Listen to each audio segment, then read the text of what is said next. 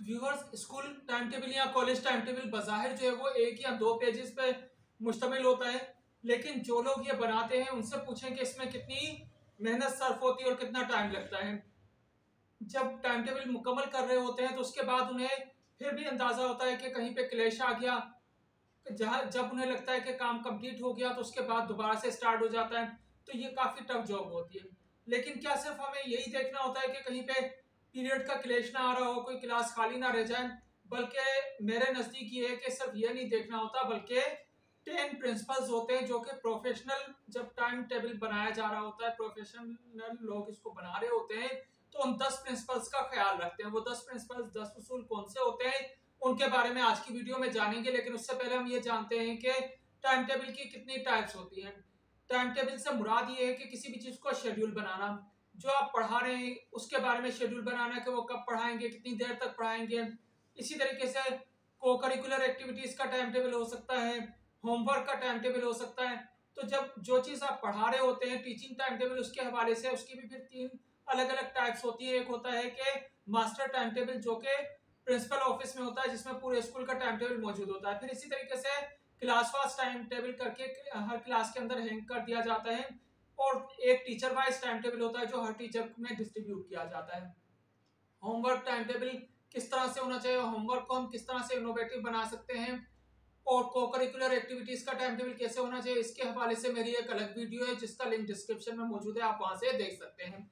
इसके अलावा single teacher time table भी होता है। सिंगल टीचर टाइम टेबल से मुराद ये हो गया कि ऐसे स्कूल जहाँ पे कि टीचर अवेलेबल ही ना हो, एक ही टीचर अवेलेबल हो, या जूनियर क्लासेस में जैसे प्री प्राइमरी हो गई, मोंटेसरी क्लासेस हो गई, उसमें जो है बाज़ एक ही टीचर जो है पूरा दिन मौजूद होता है। उसको किस तरीके से हम डिज़ाइन करते हैं, उसके बारे में एक अलग उसके रूल्स हो सकते हैं। उसमें स्टूडेंट्स को सेल्फ स्टडी करने के लिए ज़्यादा दिया जाता है, क्योंकि मुसलसल पूरा दिन तो टीचर नहीं बोल सकता, ना समझा सकता है। तो खैर वो हम बाद में उसके बारे में डिस्कस करेंगे किसी और वीडियो में। अभी हम ये जानते हैं कि वो 10 प्रिंसिपल्स कौन से होते हैं। उन 10 प्रिंसिपल्स में 10 उसूल में सबसे पहले ये देखा जाता है कि वो डिपार्टमेंट जो कि आपको सुपरवाइज कर रहा है गवर्नमेंट की जानिब से, उसकी तरफ से क्या इंस्ट्रक्शन है। जैसे कि हर सूबे के, हर प्रोविंस के, हर स्टेट के लिए अलग अलग डिपार्टमेंट मौजूद होता है गवर्नमेंट की तरफ से। एजुकेशन का जो सब डिपार्टमेंट होता है, जो कि इंस्ट्रक्शन देता है कि आपके स्कूल की कितनी टाइमिंग होनी चाहिए, वर्किंग डेज कितने होने चाहिए, हॉलीडेज कौन सी होनी चाहिए। तो हम यानी कि वो जो कंसर्न स्कूल है वो बाउंड होता है, पाबंद होता है उनकी इंस्ट्रक्शन को फॉलो करने का। उनकी इंस्ट्रक्शन में रहते हुए फिर वो क्या उसके लिए बेहतरी ला सकता है, क्या उसमें बेटरमेंट ला सकता है, वो उसके ऊपर डिपेंड करता है। फिर वो बेटरमेंट लाने के लिए सबसे पहले ये देखेगा कि उसका स्कूल किस तरह का है, वो किस जगह पे वाक़ई है, वो को एजुकेशन है, बॉयज़ है, गर्ल्स है, या वो रूरल एरिया में है, अर्बन एरिया में है। तो ये सब चीज़ें देखते हुए प्राइमरी स्कूल है, सेकेंडरी स्कूल है, क्योंकि प्राइमरी स्कूल में प्राइमरी क्लासेस का जो टाइम ड्यूरेशन होता है वो अमूमन कम होता है, सेकेंडरी का ज़्यादा होता है। इसी तरह से जो हायर सेकेंडरी है उसका डिफरेंट होता है। फिर हम ये देखते हैं कि अवेलेबल टाइम कितना है। अवेलेबल टाइम से क्या मुराद हो गया, जैसे कि 365 डेज होते हैं तो उसमें से हॉलीडेज निकाल के हम वर्किंग डेज देख लेते हैं कि वर्किंग डेज कितने हैं, और फिर उस सिलेबस को हम किस तरह से डिस्ट्रीब्यूट करें। फिर उस सिलेबस के अकॉर्डिंग उसके नंबर ऑफ पीरियड क्या होने चाहिए, ये पीरियड एलोकेशन है, इसी के अकॉर्डिंग ही हमें टाइम टेबल बनाना चाहिए। इसी तरह से जो वेदर, मौसमी सूरत हाल है, सर्दियों में, विंटर में या समर में जो है वो स्कूल की टाइमिंग डिफरेंट हो सकती है, वर्किंग आवर्स डिफरेंट हो सकते हैं। टाइम टेबल में के दौरान जो पीरियड की टाइमिंग होती है, एवरेज टाइमिंग, वो 35 टू 45 मिनट्स हो सकती है। अगला प्रिंसिपल ये हो सकता है कि प्रिंसिपल ऑफ जस्टिस के इंसाफ के उसूल को सामने रखा जाए। वर्कलोड जो है वो तमाम टीचर्स में इक्वली डिस्ट्रीब्यूट किया जाए, और टीचर्स को उनकी एक्सपर्टीज के मुताबिक सब्जेक्ट दिया जाए। ये जरूरी नहीं है कि अगर कोई सीनियर टीचर है जिसको बहुत ज्यादा अरसा हो गया है उसको हम सीनियर क्लासेस ही दें, बल्कि जूनियर टीचर भी अगर उनको अच्छा पढ़ा सकता है तो उसको दिया जाए। और सीनियर टीचर अगर उनको नहीं पढ़ाना आ रहा तो ये लाजमी नहीं है कि सिर्फ उसकी सीनियरिटी को सामने रखते हुए उसको वो सब्जेक्ट दे दिया जाए जो उसको पढ़ाना ही नहीं आ रहा, बल्कि चाहे सीनियर हो या जूनियर हो, उसकी एक्सपर्टीज को देखते हुए उसके अकॉर्डिंग उसको जो है वो टाइम, जो सब्जेक्ट है वो एलोकेट करने चाहिए। इसी तरीके से सब्जेक्ट में आपस में ये देखना चाहिए कि कौन सा सब्जेक्ट कंपेरेटिवली ज्यादा मुश्किल है, कौन सा इजी है, किसकी इंपॉर्टेंस ज्यादा है, किसकी कम है। इसी तरीके से पीरियड एलोकेशन होनी चाहिए। जैसे कि मैथमेटिक्स, साइंस के जो नंबर ऑफ पीरियड है वो ज्यादा होने चाहिए। जो आर्ट है उसका काफ़ी कम होना चाहिए। कंपेरेटिवली वीक में 1 या 2 इनफ होता है। पीटी का पीरियड, म्यूजिक का पीरियड वीक में 1 हो सकता है। इसी तरीके से ये भी हो सकता है कि जो लैंग्वेज के सब्जेक्ट हैं वो भी मैथमेटिक्स और साइंस से कम होते हैं।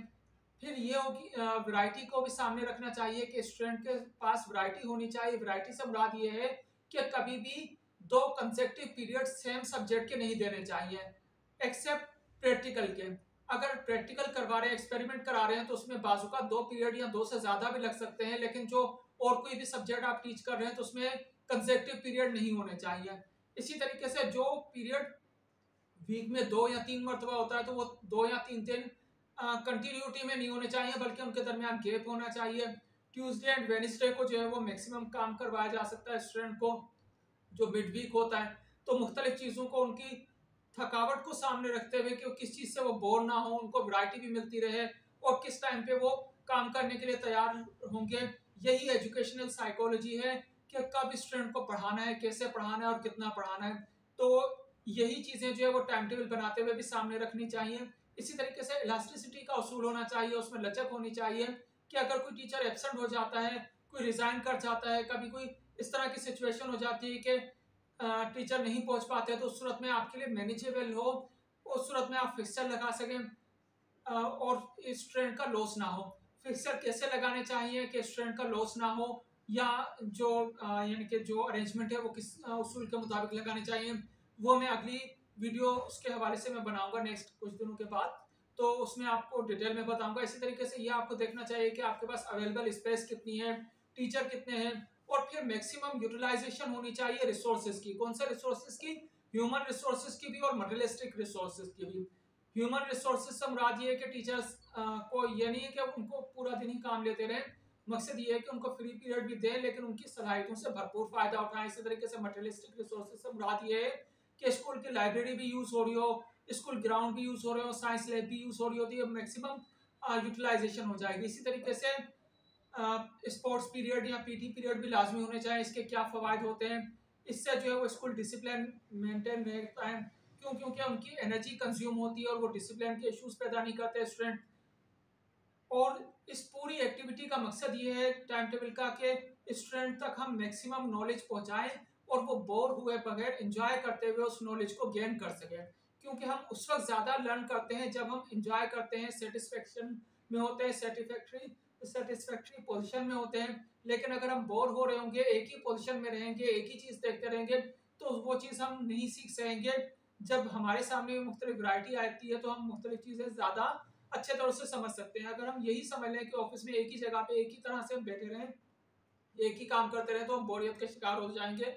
लेकिन वही काम हम मुख्तलिफ तरीकों से करें, उसमें चेंजिंग आती रहे, तो हम बोर नहीं होंगे और मैक्सिमम काम कर सकेंगे। तो यही टाइम टेबल का मकसद होता है, जो हम इन प्रिंसिपल्स को सामने रखते हुए बनाएंगे तो एक इफेक्टिव टाइम टेबल होगा और स्टूडेंट ग्रोथ भी होगी। तो ये थी आज की वीडियो, उम्मीद है आपको पसंद आई होगी। इसे लाइक कीजिएगा, दूसरे टीचर से शेयर कीजिएगा और चैनल को सब्सक्राइब कीजिएगा। Thank you so much.